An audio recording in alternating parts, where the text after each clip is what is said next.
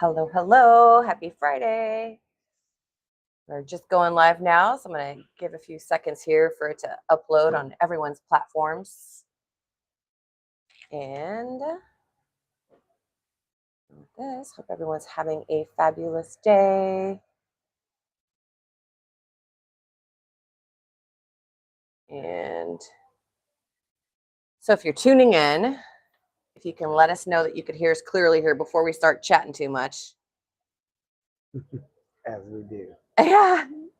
We'll go the whole hour and then people will be like, we couldn't hear anything.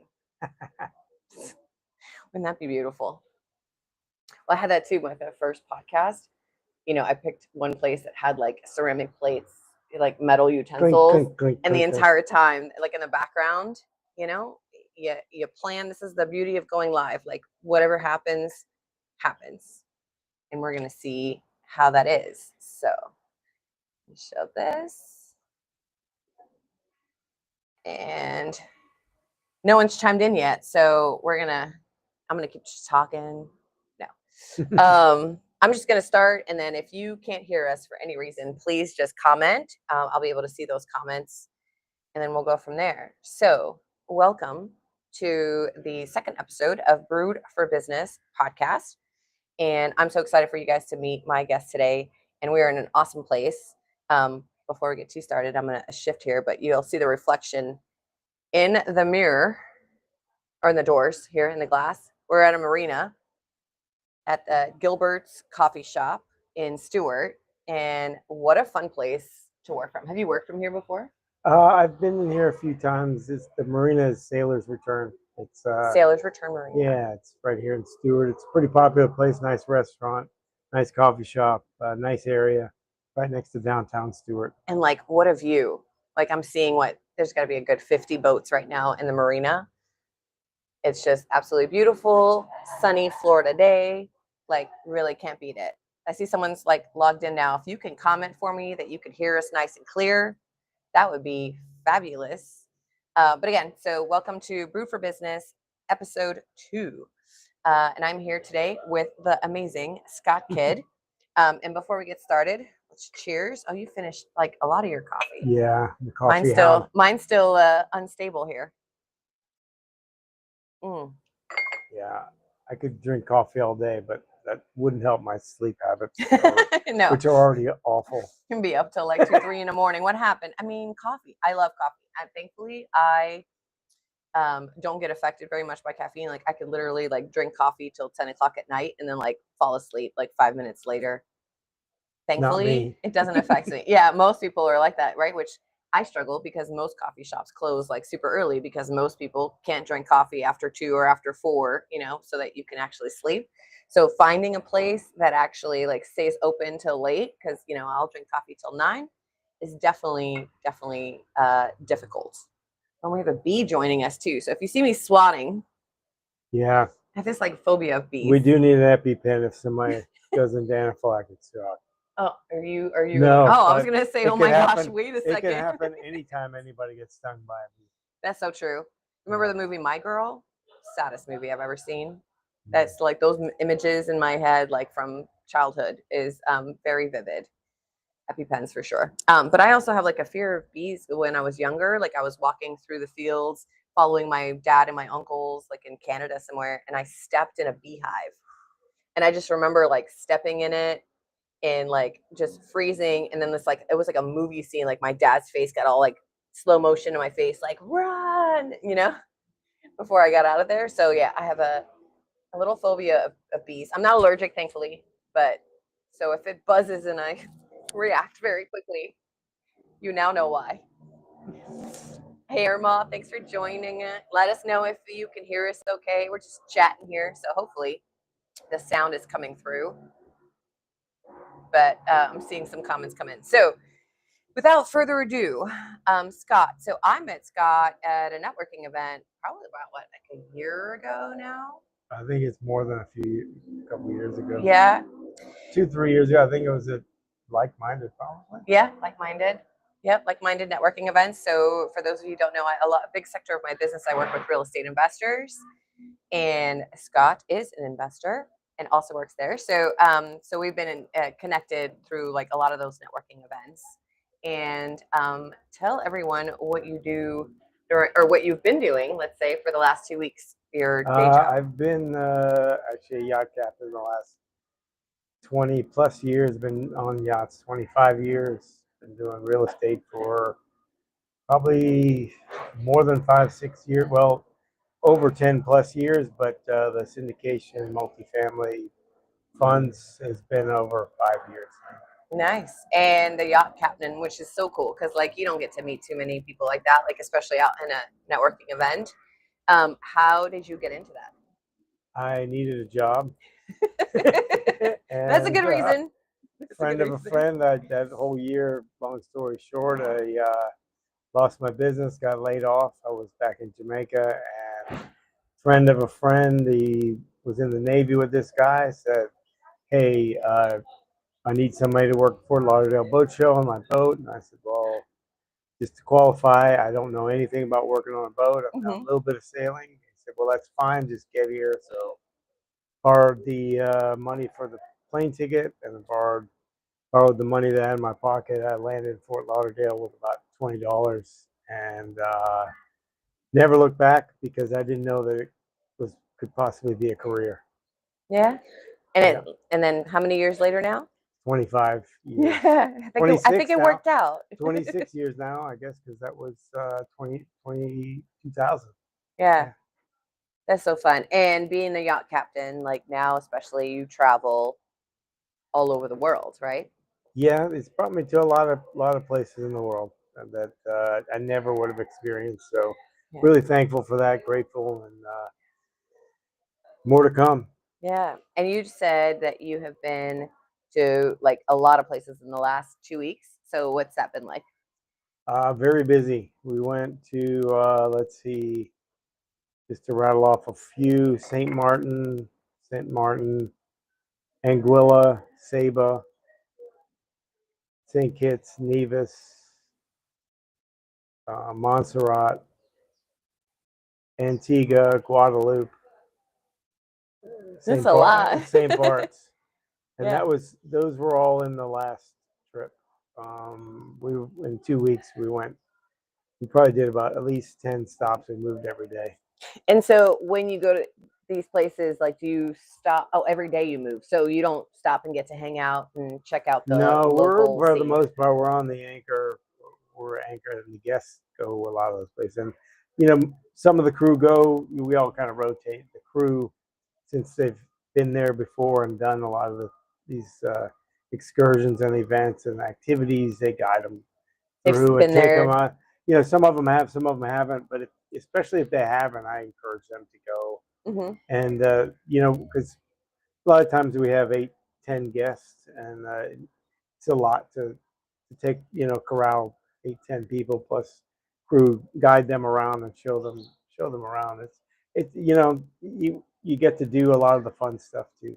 Yeah. So do you guys end up having to be like a tour guide? Like you take the guests out off the boat, or they kind of handle that? Yeah, we take them, and sometimes there's a guide with us. If it's diving, we outsource the diving. Sometimes we have, it can be a range of fishing guides, tour guides, and stuff. But we always have crew that go with them. And, keep an eye on. Yeah, keep an eye on, just make sure everything's okay, and make sure the place is what is up to standard, and everything else. Make sure everything goes. Oh, that's good, and that makes more sense. I'm thinking like otherwise you would lose like your 8 guests. Yeah, you don't know when they're going to come back or anything like that. They tend to wander off or what have you, and you want to make sure that they have the time of their life. So you want to make sure that the place is, especially if it's a new place for us. Sometimes you want to make sure that the place is up to speed. Yeah. What's been your most favorite place to visit? I always answer this by saying the next place that I'm going to, because I don't think I've been there yet, but there's a few places that always stick out for me. Grenada, I really like. Corsica, Alaska was pretty amazing. I can imagine. I always love a lot of the places like Newport, and the Mediterranean is nice. Yeah. Caribbean, I love being from the Caribbean and just going to every island is unique and different. Some are French, some are English. Yeah. Some are different Spanish, some are you know, each of them have a little bit different food, different culture, different stuff that they do. So it's neat. It's neat. You know, I Yeah. like it. And yet Alaska. So you've done like up both coasts, and you mentioned the Mediterranean. Yeah, and I've also been to China as well. Finishing a boat over there. I don't recommend doing that, Uh-huh. but that's a really long story. It was the best, worst experience of my life. Yeah, I was gonna say, like, does that mean that that's like your least favorite place to visit? No, I didn't go to a lot of the nice places in China. I imagine there's probably some pretty nice places to go, but where we were, I mean, the western area was nice where we stayed, but the shipyard was pretty industrial, and we were there 6, 7 days a week, you know, Oh 12, yeah, 12 plus hours a day. So it was a lot. hanging out in the shipyard doesn't sound like fun. No, and it's, you know, they were building a range of other ships and stuff like military Chinese vessels, ferry Mhm. boats. You know, very industrial area, and there wasn't really much around there. It was really hot, and what they say about China, where it being a lot of pollution, there was a lot there where we were. Mm. Especially when you're coming from like so many tropical, beautiful places that you mentioned, and then Yeah, to go into like the haze and yeah, the shipyard and the dock and stuff. It's not exactly vacation yeah. inducing. Well, the area there, the geographic location was pretty nice. I mean, it was all on the riverbank, and you know, it's very green and everything, but it was just very hazy, just because there's a lot of stuff being built there Yeah, at that time. yeah. I mean, a lot of people they have to, you know, continue to expand in order to Yeah, hold all those people. yeah. What It's, made you get into investments? well, working on the yachts is not a stable business at all. And it's here today, gone today. You know, because we're basically working on a wealthy person's toy, Mhm. so it's not really, you know, if the economy takes a dip, the person that you're working for, if their business takes a dip, they get divorced. You know, God forbid somebody passes away, or they just not into it anymore. You know, Right. the job can go away pretty quickly. And I saw during the global financial crisis, a lot of boats being laid up, just docked, and friends of mine getting laid off and having young kids and everything. You know, even before that, I've always dabbled in other things to do that, you know, long term, Mhm. you know, needed some other type of income, because it's not a matter of if the job goes away, it's when it goes away, and that could be any time. Yeah. Yeah, And I never even thought of that, right? that's Like they probably buy it. a lot of careers these days. I mean, you know, gone are the days where somebody works for one company for their entire life. Yeah, You so know. true. Well, and then there's so many options now too, right? Like you can do thing during one season and then change and do something during another season, Yeah, and which changes. yeah, and also nowadays, you know, I mean, Instagram sold for $1 billion valuation with 13 employees, and that was 2019. Right. So think of how many businesses someone can create as a young person, uh, just from the $1 million businesses they can create just with their phone, and they Right. don't necessarily need a job. Right. Well, and companies don't make it they don't make it as incentive driven anymore, right? Like you figure 20 like 10 maybe even 10, 20 years ago, like companies offered benefits and like, there was this big push on like culture and we'll treat you right. But I think more and more people are realizing that there's options, and then if the options don't fit within your realm, Yeah, there's a big push. Are you okay? excuse me. Yeah, there's a big push to you know, more group think, group work, and contract type work. You know, work. I wish I could mute myself. Yeah, I am so sorry. yeah, more Whew. like a group think and group work, and you know, contract type work, because a lot of people, what they do is they do, you know, they might have 2 or 3, you know, part-time jobs like Uber, you know, do Uber Eats, you know, deliveries and stuff, or Right. you know, do some other, you know, other types of jobs as well, because you can, you know, you could do, you know, painting houses and stuff. You could run that from your phone. You know, Mm-hmm. you can do a lot of different things. You know, I know a lot of people that freelance on boats, and they don't really have any office or anything, and they manage multiple boats. Right. And then you can be a content creator now. I mean, you know, there's so many different options. If you're creative, let's say, oh, apparently I have no voice anymore. Yeah. That's great during a live podcast. Yeah, you're killing it. Yeah. This is exactly how you want it to go. This is what you want. Yeah, exactly. It's funny too, because the way we're sitting, it almost looks like split screen. I promise we're like sitting next to each other. Yeah, we're. It looks like we might have just like cut it really well. So close. Yeah, no. But speaking of like being a content creator, like you're very active on social media, right? Yeah. So that's been a lot of like how you share what you do, like the kind of places that you visit, the Yeah. investments that you do. Like how did you fall into that, and how has it been going for you? Well, when I started shifting towards more dealing with capital and raising capital markets, and making those relationships to help finance or fund the deals, kind of needed those relationships as well. And I found that, you know, partnering with Eric at Like Minded, where we, you know, the networking, I saw the advantage of networking, meeting people, and I was like, well, I need to do that online, so I need to share more of my story and what I'm doing, and also just be able to attract more people and focus on finding the right people to come to me, and to be able to have that outreach where easily people can look me up and see, okay, this is what he's doing. Yeah, love that. And I love how it evolved, like beyond, so like where we met, Like Minded, which let me put this in the chat here so you guys can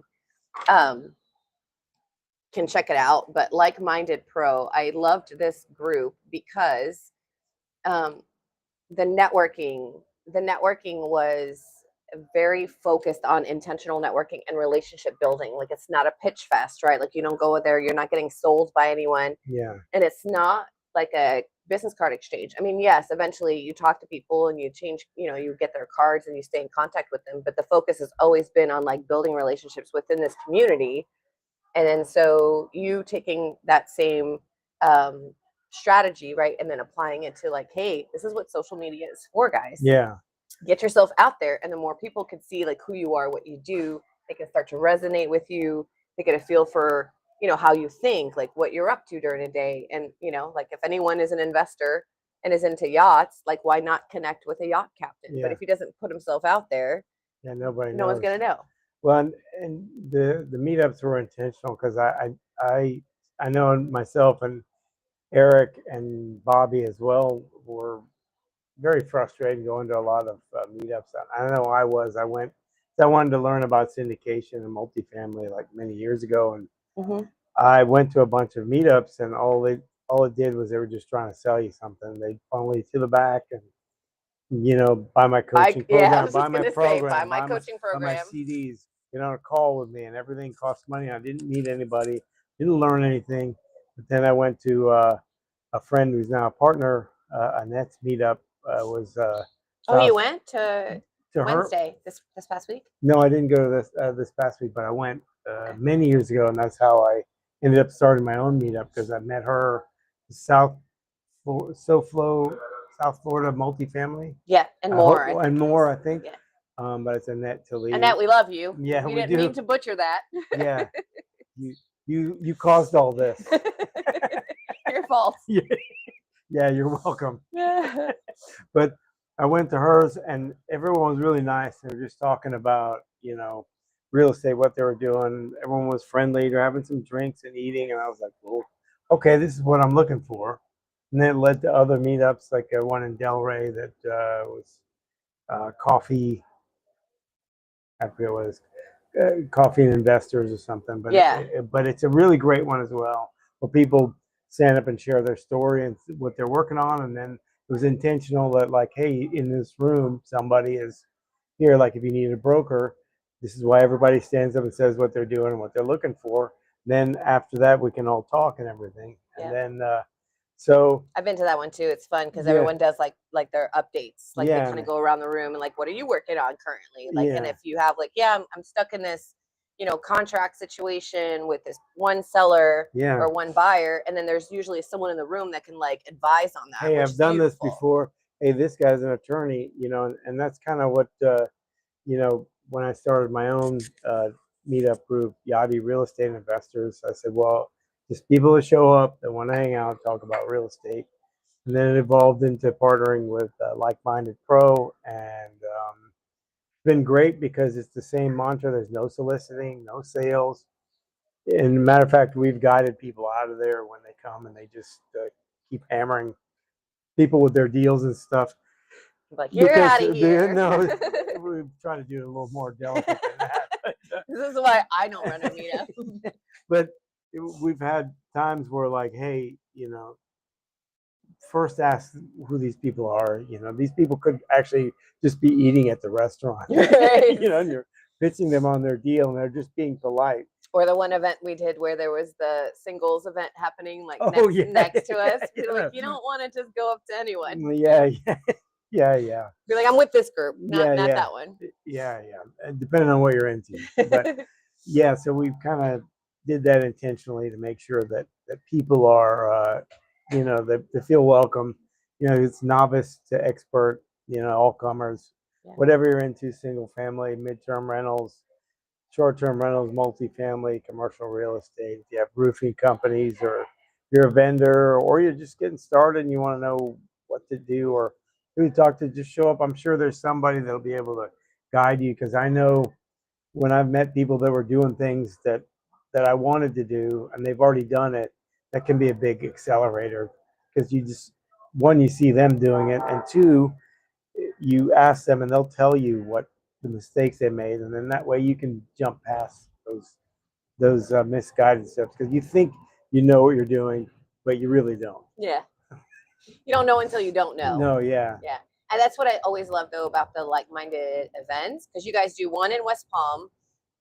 Remind me, is it the third or second Thursday? Second Thursday, I think.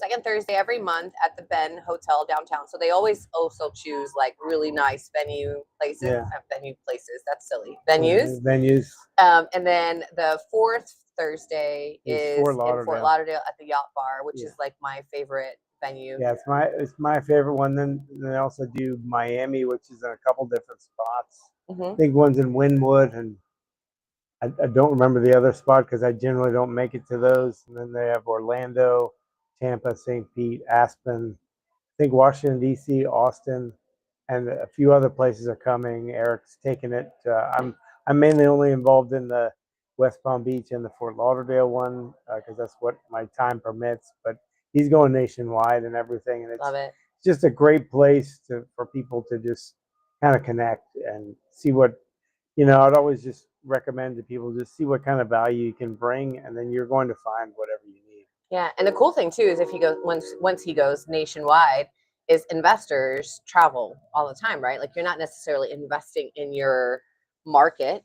You could be going to Texas or whatever, so you're going to go visit the property. You're going to be boots on the ground. So how awesome would it be to be able to like pop into an event when you're traveling from like town to town? It's the same structure. So you're familiar with like who leads it and like what they do and like what it's all about and the caliber of people that it really attracts, which is beautiful. And you can even connect with them before, because Eric's gone deep into branching out the software to where you can connect with people like, oh, this is in Dallas. I'm in Dallas. Okay, there's a meetup here. John's over here. Okay, hey guys, I'm over there in Florida, and then they're like, oh, great, come on in. And, you might find people that you need, and you might, you never know what you're going to run into. Yeah, and as a member, it's free. Yeah. If you want to host a networking event, then you pay into for the marketing fees and all that and the platform. But as an attendee, like you can go at any event and there's no additional cost. I mean, obviously you are always expected to spend something at the venue, right? You got to give back a little. Don't be cheap. Yeah. buy something, please. These people are these vendors and these restaurants and bars are nice enough to let us host there, so please participate. Yeah, at least something. Buy something. Right. Because tip well, please. That too. Yeah. And don't leave the bills to Eric. Poor Eric. Or Scott. Or Scott. Which has happened before. Everyone just leaves, and then you're like, hey. And I'm on to you where you said, oh, I only had one drink. Somehow there's 26 drinks on there. Oh my gosh. That'd be wild. Yeah. Okay, don't do that at It has networking events happened. either. It has happened. That's so sad. Yeah. So from the real estate events and stuff, like obviously you do raise capital for a lot of deals. Do you guys have any deals that you're working on now you're able to talk to, or something that you just well, closed? right now we're working on launching a fund for the development deals that we're working on in Dallas Awesome. and And St. multifamily, Louis. right? We have multifamily, single family, and hotel Okay, projects, so full. Okay. along with medical offices. We actually, I believe the medical offices are going under contract as a portfolio. I believe it's 6 or 7 of them, and Awesome. potentially there's another one coming online shortly. And we have our hotel deal in a 200 key hotel, which is going to be a baseball themed hotel Nice. in St. Louis, which there's potential to have one in every Major League Baseball city. But that one's coming online soon. That's in the design phase. So St. Louis is Cardinals? Yes, So that's a the big first- baseball Yeah. town. But it's actually in Chesterfield, which is about 15 minutes outside of town. It's an affluent suburb of St. Louis, Mhm. and But big I love the baseball theme town. idea though too. Yeah. Yeah. Huge fans. So And like, why not, if you have a choice of staying at a regular hotel or like somewhere like Yeah, themed? especially if you're going for the ball game, and it'll be a Marriott Tribute product, so it's a standardized product. It's brand that stood the test of time. That's one of their major brands. That's on their higher end of luxury for hotels, and we have Yeah. potential other sites in Cincinnati, Dallas, Kansas City, Detroit. So those are coming soon, and we'll be looking forward to launching the fund and telling you guys more about it. That's awesome. This whole business, which is one of the things that I love so much about like the investment world, is it's so relationship driven, right? It is Yes. really about like who you know. Like if I meet you just now, the chances of me handing you over like $50,000 to $1 million without knowing you or having any kind of backstory is very unlikely. Yeah. If you've ever meet any of those people, let me know. I've got some, Yeah. people to connect all them have to. we all have plenty of and that's very rare. You have to. That's what we would call, and since you're a marketer in the marketing world, that's going from a cold lead to a warm lead to a hot lead, where someone Skipping every transacts step. with you, and it's very rare. I mean, it's not like you're buying something on Amazon where you get this cup, you're like, oh, I need a cup, I'll get that. But, Right. you'd be surprised though, like once someone becomes they're warm and they're in your circle. Like I went to some events where some people hadn't seen each other for a while, and they were talking about certain things, and then the following week when they got back, they're wiring tens of millions of dollars just because the relationship was there already. Right. And they're like, oh, I didn't remember you were doing that, and hey, we just sold off some assets, so we're ready to deploy again. So it's a long game. So don't think that like Julie mentioned, that don't think that all of a sudden someone's going to give you millions and millions of dollars. I mean, that'd be like hitting the lottery or become an overnight superstar, which happens, but it's very rare. Right. And it usually goes away very quickly. That's so true. Because the ones that do get it, like, don't have those connections already. But if you built relationships ahead of time and you had a connection with someone who happens to hit the jackpot, that'd be awesome, because then they would have all kinds of funds to send your direction, make it last a little bit. Yeah, or go away really fast. Yeah. The right deal matters. It'd be a good weekend. Super fun. Can you imagine blowing through that like so quickly? But I'm sure people have done it, so I would imagine. Yeah, the chances of that. So in building relationships, obviously in-person networking events, right? Conferences are always like a great place. Now we use LinkedIn to build relationships for a lot of our different clients for different industries and stuff. I know you've used LinkedIn as well. Like, how has that worked out for you? Yeah, LinkedIn has been a game changer, really.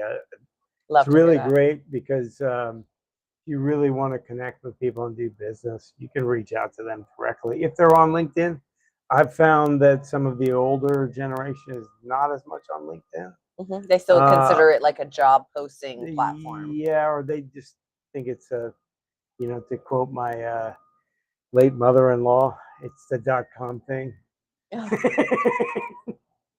Yeah. Yeah, they So they're not on anything. yeah, probably not. And you have to be wary of you still have to verify who's on there, because there are a lot of scams and stuff like that. You Oh have yeah. to be really careful about who you connect with there, because you can get shut down if you're seen as doing something that's spammy Yeah. or anything. And LinkedIn is very strict about that. 100%. Yeah. Yeah.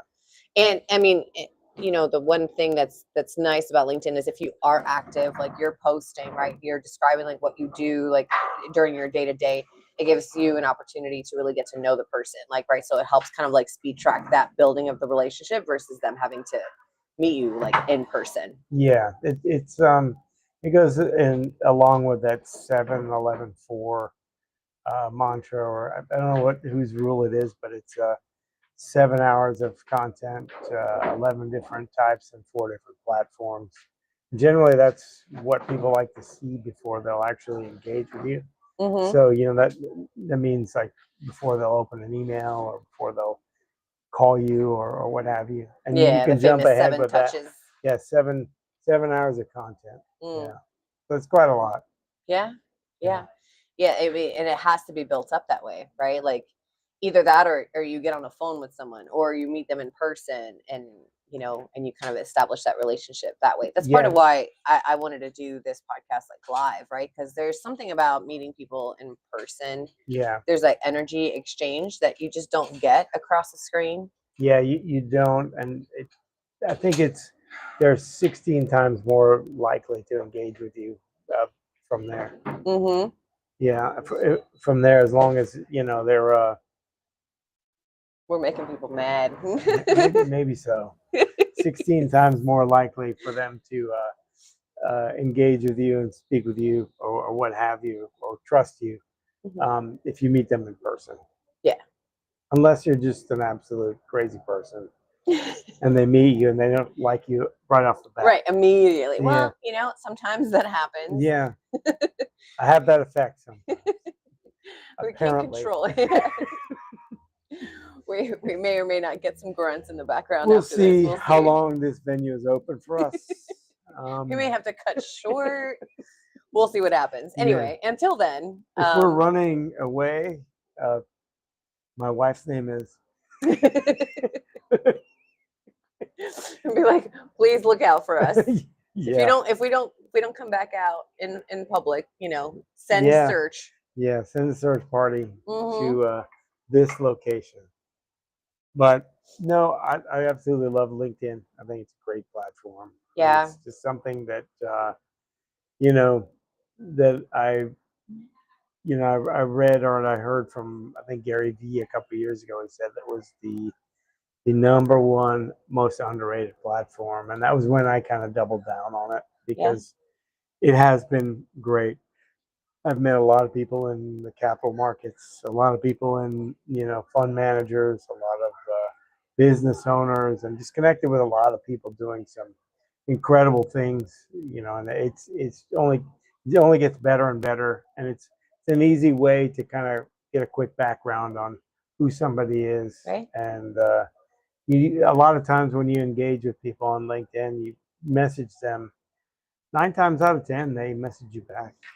Yeah, exactly. Especially if they're active on LinkedIn and they posted within the last couple of weeks. So much better than if you're trying to send someone an email, and like I've held enough people's phone to know that no one checks their email.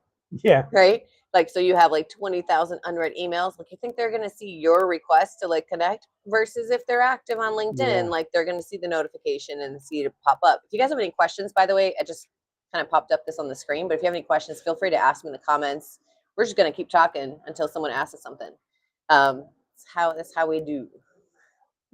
But you do have that option. So in LinkedIn, like the messaging, do you do like the personalized approach? Like you reach out to them, strike up a conversation? Yeah, usually I ask them something about them because I want to know about them. And the people are more apt to engage when they're talking about themselves. 100%. And it gives you something to something to kind of talk about and kind of start a conversation. Right.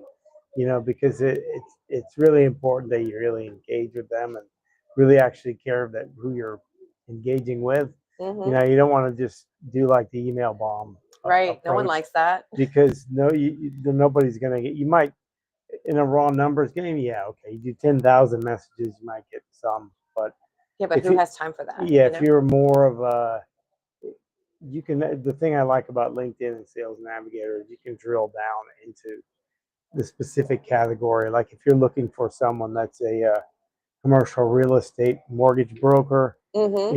in Texas, in the Dallas area, that does medical offices, you can Yep. find those pretty easily. 100%. You And you know, can ask someone like for referrals, yeah, right? But it's the same thing. It's I love how you said like the blasting out, like no one wants to be sold to right out of the gate. It would no, be like meeting somebody in person and like before you exchange like pleasantries, it'd be like, "Hi, I'm Julie. I own a marketing agency. I want to do your social media." Like, no one wants that. yeah. If It's you not ask appealing. 1,000 people probably say Right. no. You might get that one, When one yes. person, oh, You that's happen to exactly catch what I the need. yeah, you might happen Yeah. to catch the person in the moment. But beyond that, like it's just that approach never works. But if you engage with people and just speak to them and find out what they need first, Yep. they might actually say, "Oh, I met Julie the other day. She's really nice, and she's a marketer. Hmm. Call her," and because they know somebody, Right. and you probably get, from maybe talking to 5 people, you could get 5 leads from their networks 100%. pretty easily. I built my entire business based off of people that I've either met in person or people that have referred me from people that I've met. Yeah, And I referrals are don't big. typically talk about like the details of what I do when I'm at an event. Like I'll just chat people up and they get to know me. And so I mean, sometimes it works against me because I'll get someone that refers me and it has like nothing to do with what I do, but it's fine. So I do need to work on that balance of talking a little bit more of like the actual services of what I do, but sometimes I go a little too personal. But I also genuinely love to meet people. So, Yeah, same here. I you mean, know, I'm more like try to engage and find out what their story is, because I guess that's why I have, do the podcast, and that's one thing I wish I would have started sooner, because mhm. meet a lot of pretty great people, and they're able to share their stories and stuff, which everybody's got a great story. Yeah. Speaking of which, your podcast, what's the name of your podcast and It's the how? Yacht Captain Investor Podcast on YouTube and Apple, and I think Yep. Spotify, a few other platforms. But we talk about business similar like this, like find out what people's story is and what they're working on, and their journey. Like a lot of people are people that have come from yachts or other different professional backgrounds and started their own businesses, and some really great stories. Yeah, I love that. And you cover all kinds of things, right? From mindset to business strategies Yeah, to investment to yachting. yeah, and there's, I did actually, because of that, because myself and my friend Eddie Austin, we talked when he was on my podcast and I was on his, and we didn't talk about business or real estate at all. We only talked about mindset, Yeah. and that was 2 hours each time. And then when I caught up with him at an event, he was talking about mindset, and he wanted to do a series of on mindset and stuff. I said, well, let's do it. We decided to do it. We're going to do an 8-part series, and now we've done 26 episodes. And It's a lot later more than today, we're eight. doing episode 27 that we're recording, and I love that. it's been pretty great, because he and I each both get a lot of lessons out of it, because it's probably things that as men we need to discuss when we were younger, or listen to someone that was trying to tell us Hmm. stuff, which we We've never heard all listened kinds of to. things. Yeah, but we didn't listen to anybody, because that's what we did back Yeah. then. It's funny though, but I think that's like we all go through that a little bit. Like on my way here, I was just thinking about, my son is like so self-aware now, and he's like his communication level is like fantastic.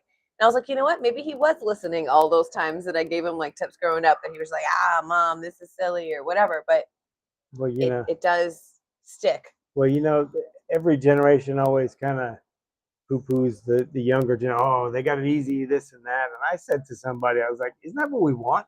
That we work for? Right. Like for them to have it a little easier. And I have noticed that the younger generation is a lot more conscious. Like Yes. they're more like they're more concerned about other people around them. Mhm. Like, oh, I don't want to do this because it's gonna Right. affect them, or try throwing a plastic bottle on the ground in front of a kid. See if you don't get punched in the face. Right. How things have changed. From the baby boomer generation before us, and Yeah. the silent generation before, to now. There's good and bad. They know 100%. that We're not perfect. yeah, they know that they can do a lot more. They have a lot more options. So Yes, they do. people say they're entitled and this and that, but I No, would they're say just aware. they're aware that they have a lot of options, so they choose, they want to choose better. Yeah. It's funny you mentioned Gary Vee before, but Gary Vee is actually like he doesn't know it, but he's like my hype man. He's the one that convinced me to go into business for myself. Yeah. But one of the very first interviews that I heard, he was like on a radio station.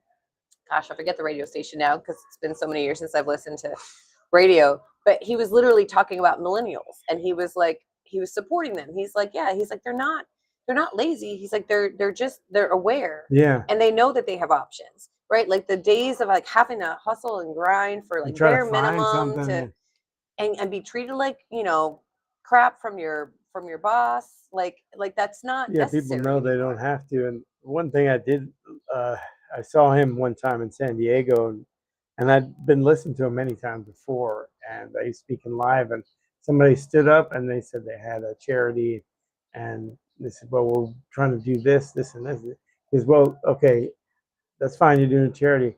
How many times are you posting a week? Well, we do one post a month.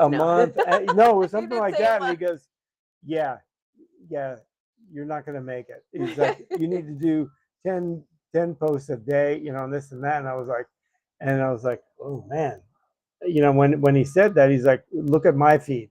Like when I first started, and I was like, I went and looked at it, and like, that's what he did. Yeah. And people say you don't need that much. You need, some people say you just need a niche down direct, contact. But if you do just one post a month or one post a week, it's you're not going to be top of stack. No, it's like lost in the abyss. Unless you already have 1 million followers. Right. If you got that, then it kind of, you get that exclusivity where, oh, they're putting something out. It's like that. Yeah, and everyone like jumps to it. The TV show that comes out once a week, or right, whatever, or the celebrity that posts like once in a while. Yeah. Yeah. So people are waiting for that, but it's about capacity, right? Yeah. So you're 100% right. Gary Vee like posts like 10 times, probably more now a day, and he just does different content on different channels. But his goal is also to reach millions of people.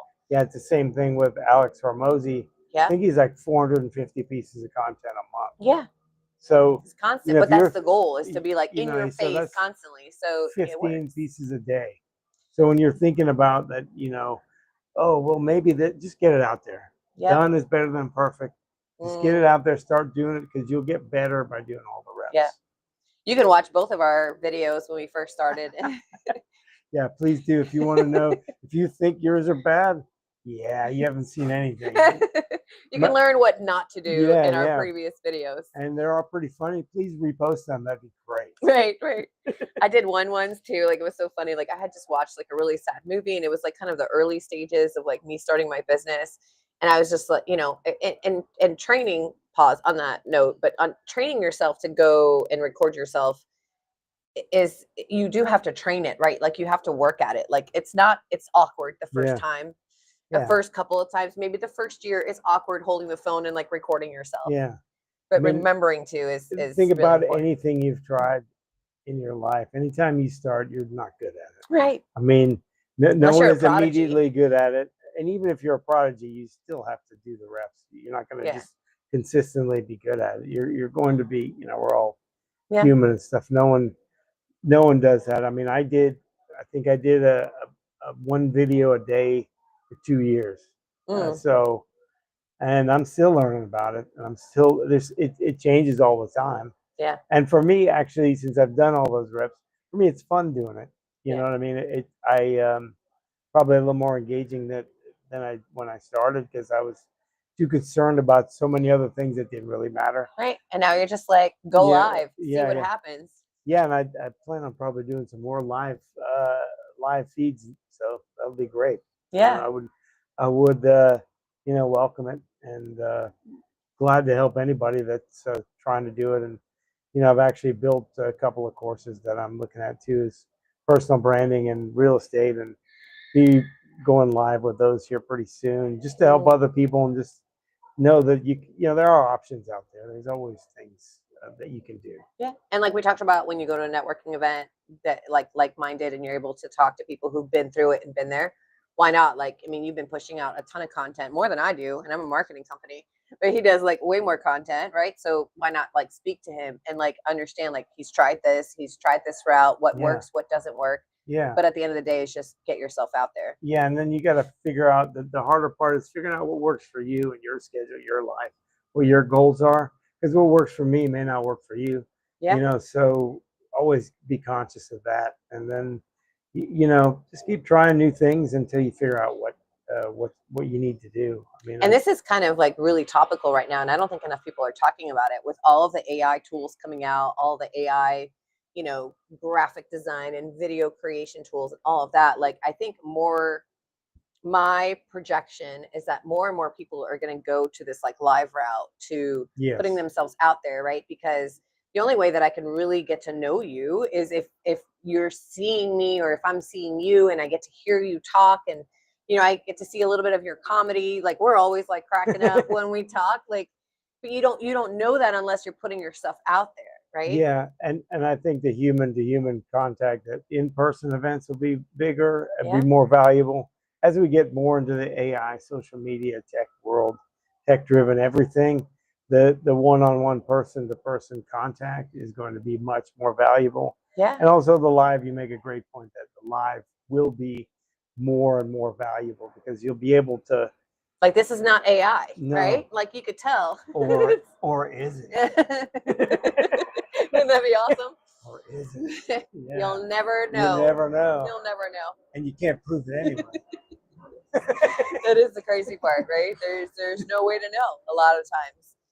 No matter what video you're seeing. Like, I mean, I've been playing around with some softwares myself, like for creating content for a client, and the things that you can create now with AI is amazing. Now, unpopular opinion here, they are not as easy to work with as people might say they are.